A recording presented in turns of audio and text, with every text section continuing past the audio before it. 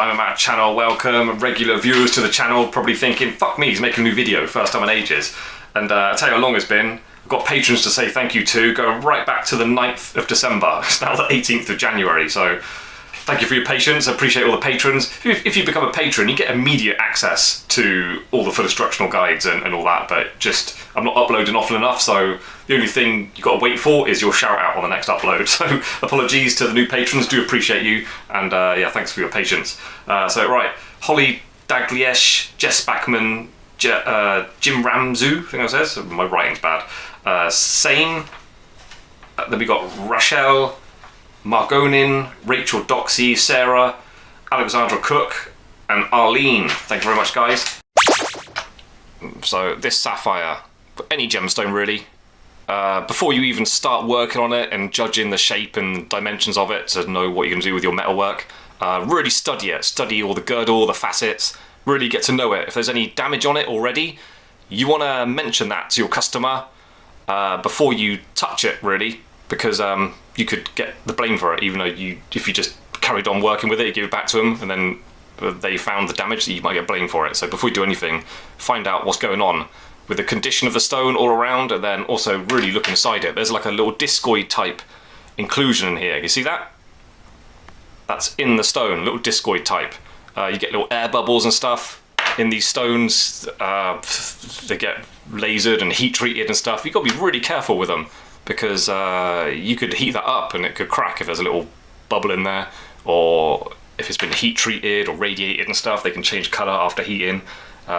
Yeah, potentially quite troublesome working on some gemstones. So this is it's quite a nice sapphire. I like the colour of it, but sapphires, especially in my experience, they're always cut really badly. The bellies on them are, look, you see how wonky that is?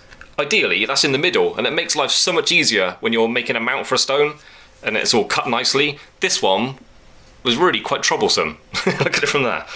Really wonky. Obviously they cut them they're cutting out a little bit of, cutting out inclusions or stuff that's in the stone for whatever reason. They've got to cut it that shape. They're getting the best stone they can at the sort of biggest size, I imagine, without filling it full of impurities. So they've done, obviously it's that shape for a reason. But yeah, they're always wonky. It's my experience. Sapphires are really bad for it. So it causes you problems. You're making a mount. Like my collet for that is cut out loads more one side than the other. It's much easier to get it to sit straight, obviously, in the mount. It's much easier when they're just all cut central.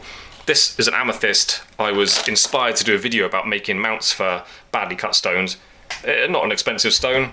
And even this is better than that sapphire.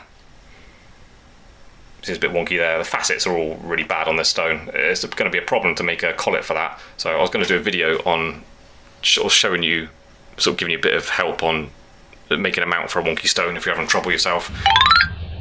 So yeah, it's a quick video. I just want to highlight the fact, because I've made mounts for stones worth tens of thousands of pounds in the past, and what you spend on a stone is no guaranteed for coloured gemstones. What you spend on it, the value of it, there's no guarantee it's cut nicely. It might look really, like, have nice parallel sides on top, but when you turn it around, look at it from the side, the Q-lay is like completely one side. So yeah, watch out for that. It's going to test your mounting skills to make a mount where that sits nice and straight and flat next to like brilliant cut stones or something that are easily going to sit where you want them to. Yeah, it's going to be a challenge. You've got to make things completely wonky, cut out completely one side, but the outside has to be all straight and nice, so it looks like a nice, like, straight piece of jewellery. Much more tricky to do, which is the issues I'm having with this one, but it's done now. I've done all the stone seating, putting the claws on it, that's coming to an end now.